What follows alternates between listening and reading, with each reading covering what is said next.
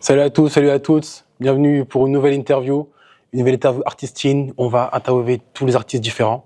Et aujourd'hui, je suis avec Green Touch. Comment ça va, mon ami? Mon gars, La forme? super, on est là. Dis-moi, comment tu vas en ce moment, frérot?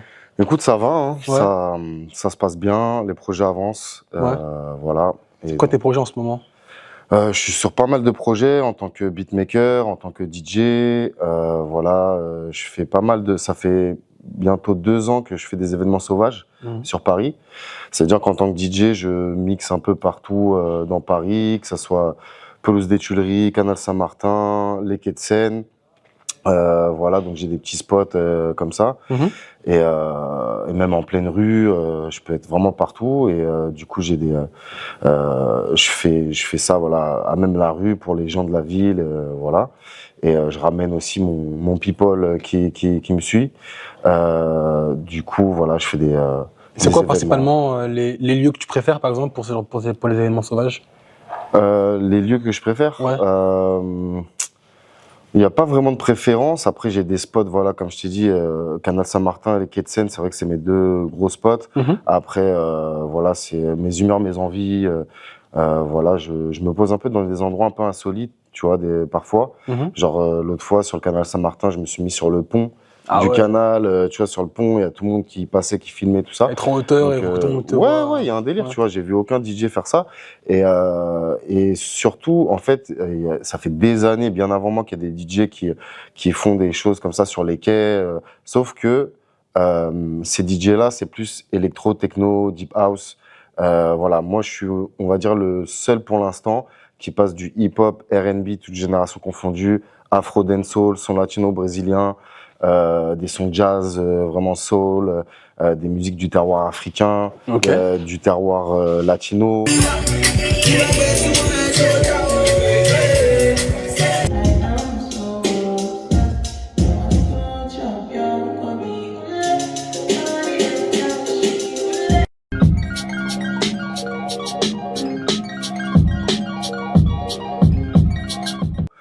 Voilà, je passe. T'es vraiment éclectique, en fait. Ouais, ouais, bien sûr, bien sûr. Et du coup, voilà, je passe de tout, mais pas n'importe quoi. C'est-à-dire, moi, c'est finement trié, finement sélectionné. Ton set, il est prêt à l'avance, t'as ton truc déjà. Ouais, mais moi, par contre, c'est au feeling. C'est-à-dire, à la limite, je me dis, vas-y, je commence avec ce son-là, mais après, j'ai pas de. Après, c'est vraiment au selon feeling. Ce que tu préfères. Ouais, c'est ça. J'ai mon son de fin. Souvent, je termine sur un son de Tupac.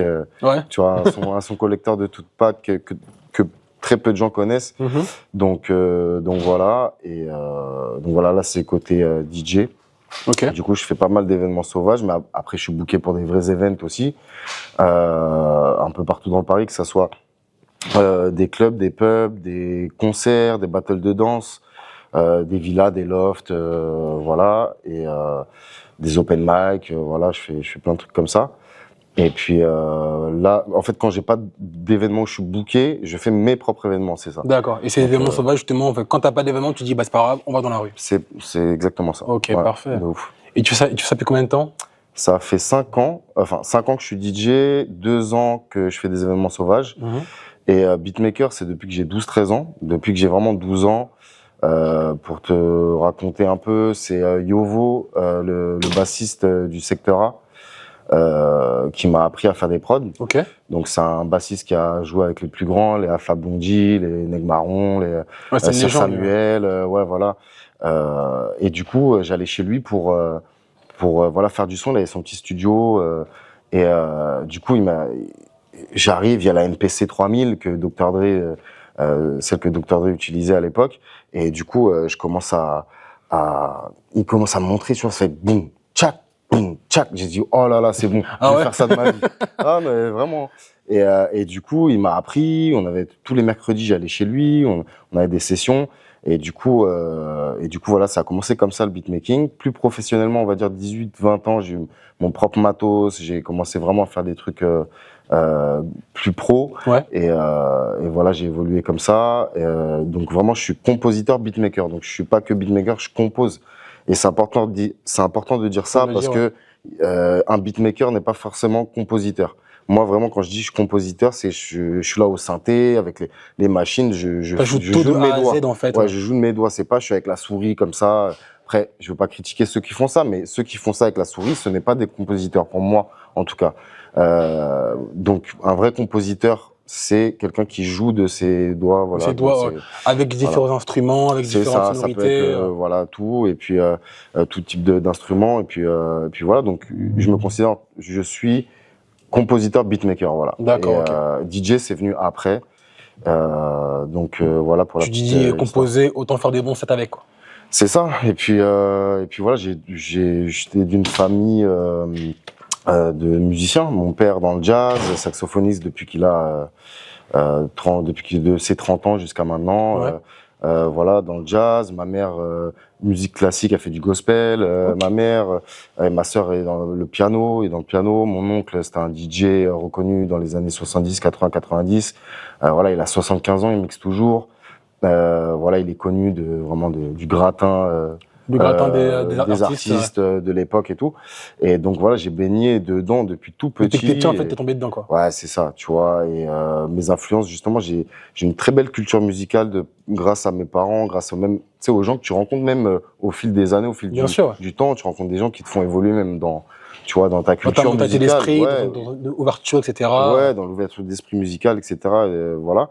Et du coup, voilà, j'étais baigné direct depuis tout petit dans le jazz, dans la soul, dans la funk, de par mon père, de par ma mère, musique classique, musique du monde.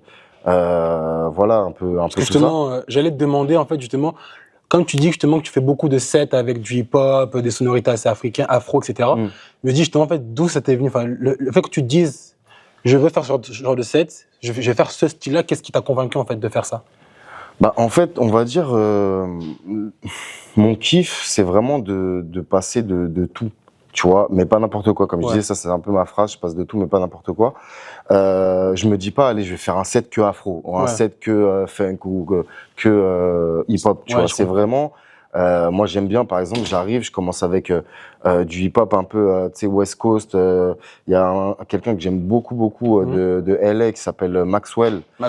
MXWLL. On mettra le lien en dessous, t'inquiète. Ouais, c'est ça. Et il est incroyable et il fait des prods. Il n'y a pas forcément d'artistes dessus. Ouais. Et c'est vraiment, voilà, des prods, quoi, des instrumentales West Coast, tu vois. Et j'aime bien commencer par ça, mettre vraiment une ambiance un peu lounge, un peu West Coast, comme ça.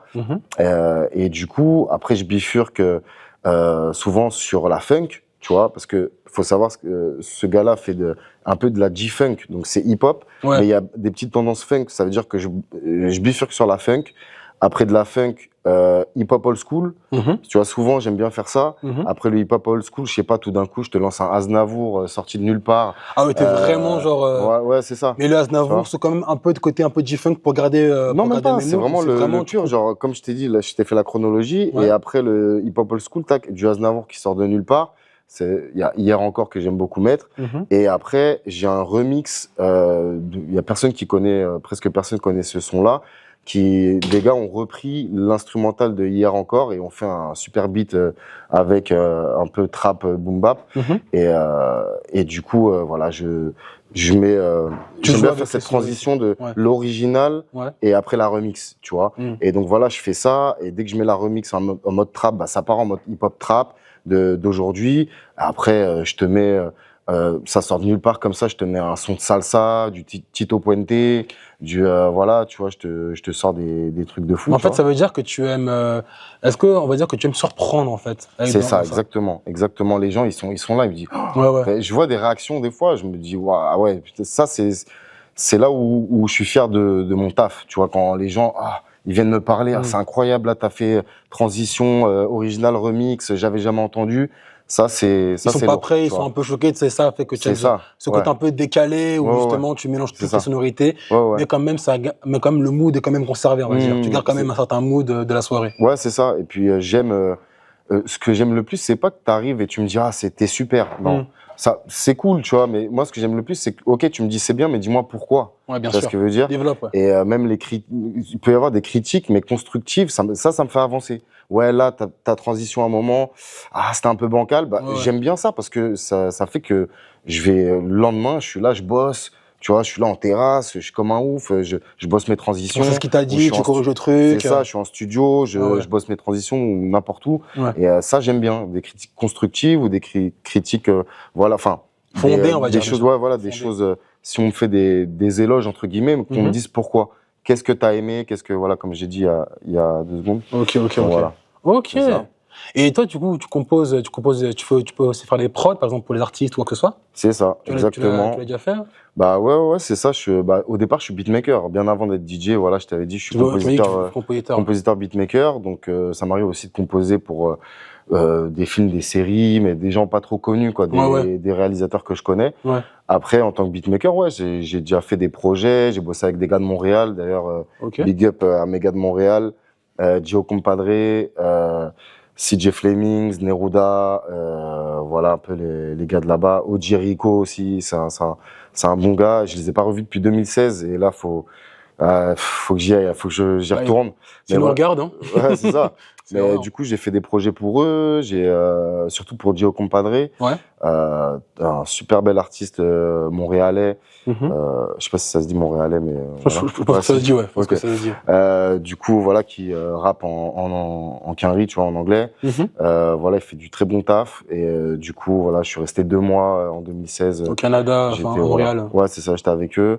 Donc j'ai produit là-bas. Il y a aussi un artiste qui s'appelle Enima. On s'est jamais rencontrés, mais voilà, j'ai placé pour lui.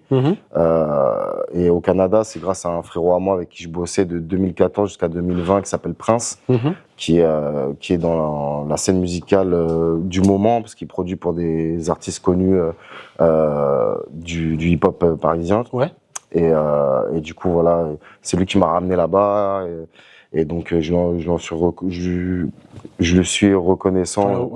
Je suis reconnaissant de voilà ce qu'il a fait pour moi. Et il t'a ouvert musicalement? Bah en fait, on s'est fait évoluer. On s'est fait évoluer vraiment nous deux. C'est-à-dire que quand on s'est rencontrés en 2014, je faisais un type de prod, lui il faisait son type de prod, et on a fusionné. La fusion, et en fait, bah grâce à notre fusion, lui et moi, on ne tape plus pareil qu'avant. Ça veut dire on s'est fait évoluer vraiment mutuellement. Vous êtes limite influencé mutuellement, en fait. C'est ça, tu vois. Et après, du coup, on n'a plus bossé ensemble du coup à partir de 2020. Après, lui, voilà, il a upgrade. Moi, j'ai upgrade de mon côté, voilà. Et du coup, voilà, on s'est beaucoup fait avancer dans la manière de taper les prods, tu vois. Et ne serait-ce pas justement là le but de l'art?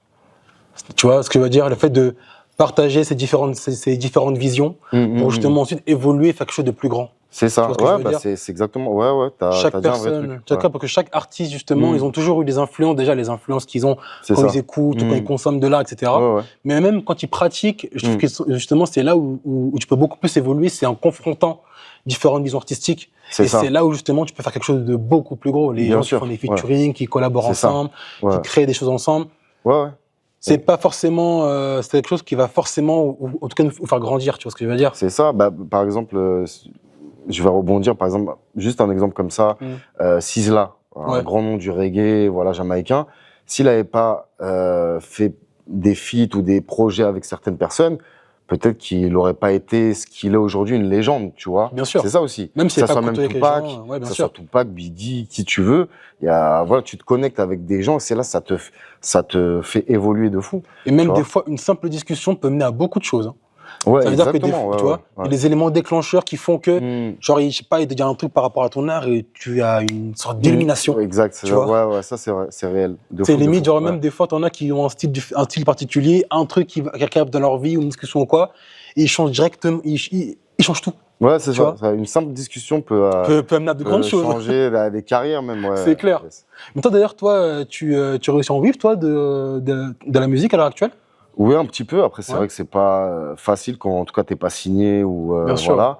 Mais j'arrive à m'en sortir. Tu vois, j'arrive à m'en sortir. Le fait de faire mes événements sauvages, ça fait que ça me rapporte des gens qui me bookent après, ou même ça m'apporte même des collabs artistiques en tant que beatmaker. Il y a des rappeurs, des chanteurs, des chanteuses, voilà. Et puis des gens qui me bookent pour leurs soirées, pour leurs events. Donc c'est lourd. Tu vois, tout s'emboîte en fait, tout se. Parce que là, justement, j'ai l'impression de voir les prémices, tu sais, des artistes, tu sais, quand les gens, ils ont grandi, etc., où ils font des interviews, ils disent, ouais, à l'époque, moi, je faisais ça. J'ai l'impression qu'on est en plein dedans, tu vois, dans une phase, pas forcément de recherche, mais en tout cas, une phase de développement artistique, tu vois. Le fait que tu fasses tes promos, justement, on peut dire que c'est comme sur les promos, tu vois. Ouais, c'est un événements sauvages. En fait, quand tu fais les choses avec le cœur, et que tu calcules pas, voilà, tu fais avec le cœur, bah, la grâce du ciel fait que, voilà, Bien sûr. tu Keep working. c'est ça, voilà, t'es porté par quelque chose, tu fais avec le cœur, donc ça veut dire, ça t'apporte beaucoup plus que ce que tu donnes, tu vois, au final, vu que tu le fais avec le cœur, Bien sûr. tu donnes énormément de ton temps, de voilà, ton énergie, et si tu le fais vraiment avec le cœur et sans calcul, juste, tu vois, je le fais pour ma passion, tu vois, je veux pas me jeter des fleurs ou quoi, mais vraiment, C'est ce que t'es, en fait. c'est ma passion que j'étale, tu vois. Et donc, du coup, j'ai un retour que j'ai pas calculé. Encore une fois, si tu calcules, ça va pas marcher. Plus tu calcules, plus c'est raté. C'est ça. Et donc, c'est des calculs, tu vois, j'ai pas calculé forcément ce genre de retour, tu vois. Et voilà, je vois il m'arrive des vraies choses. Je rencontre des super belles personnes. Et pas forcément artistiques, hein, des personnes même Même en qui sont général, dans d'autres milieux, mais qui me font même avancer, comme on disait, des discussions, etc. Donc ça tue. Franchement, Bah ouais, c'est que bien du sûr. plus, c'est que du bonheur, que du plus. C'est ça. Mais Voilà. en plus, le fait de justement recevoir une sorte de critique directement avec les gens, au moins tu peux te dire parfait, j'ai plus qu'à faire ça, j'ai plus qu'à faire ça, j'ai plus qu'à. Tu vois ce que je veux dire? Et puis Ouais, même ouais. en plus, en ta mentale, c'est quelque chose d'incroyable, tu vois. C'est ça, bah, C'est- ça fait évoluer de fou, tu vois. Et ta mentalité faut comment te fait évoluer également ton art, parce que tout C'est est lié, ça. j'ai l'impression, tu vois. Ouais, exactement, Donc c'est c'est ça. que là-dedans, tu vois. De fou, tout est dans la tête, comme Oh on dit. oui. Tout est dans la tête, on peut sortir d'énormément de soucis. C'est plus facile à dire qu'à faire, mais Oui, bien sûr, bien sûr. tout est dans la tête et voilà, tu peux. Moi, pour une mini parenthèse, durant ma vingtaine, pendant 5-6 ans, Ouais. mes gars le savent, mes proches le savent, j'étais au fond du trou, même j'étais au centre de la terre. Je suis Ouais, descendu, frérot, laisse C'est ton tomber. noyau, quoi. Et ouais, au noyau, carrément, c'est ça l'expression. Et je suis remonté, voilà, grâce au ciel. Dès que j'ai eu 30 ans, c'est vraiment, voilà, il y a des choses dans ma vie que j'ai arrêté, des choses mauvaises pour moi, et bim, j'ai décollé. Comme on dit, aide-toi et le ciel t'aidera. Exactement, C'est ouais. totalement pour moi cette phrase. Et du coup, voilà, c'est le jour et la nuit, quoi. Ma milieu de vingtaine, 5-6 ans, durant ma vingtaine, et là, à partir de mes 30 ans, c'est Ça a été le décollage, en fait. total. Donc voilà. Mais c'est important de dire aux gens aussi que on peut pas toujours être dans le up, tu vois. Faut être dans le down. Bien sûr.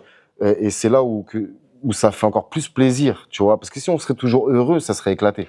Tu vois, si on serait toujours dans le bonheur. Ça serait très vite chiant, en fait. Bah ouais, parce qu'on se rendrait pas compte, en fait, du bonheur, tu vois. Bien sûr. Le fait d'avoir touché le fond, le noyau de la terre et de revenir, là, c'est un kiff total. Mais tu c'est vois, là, justement, c'est la vie, tu vois. j'ai l'impression même que c'est dans ces moments-là que l'artiste, parce que justement, l'artiste, il s'exprime par rapport à ce qu'il, à ce qu'il voit, par rapport à son mental, à son mindset et tout.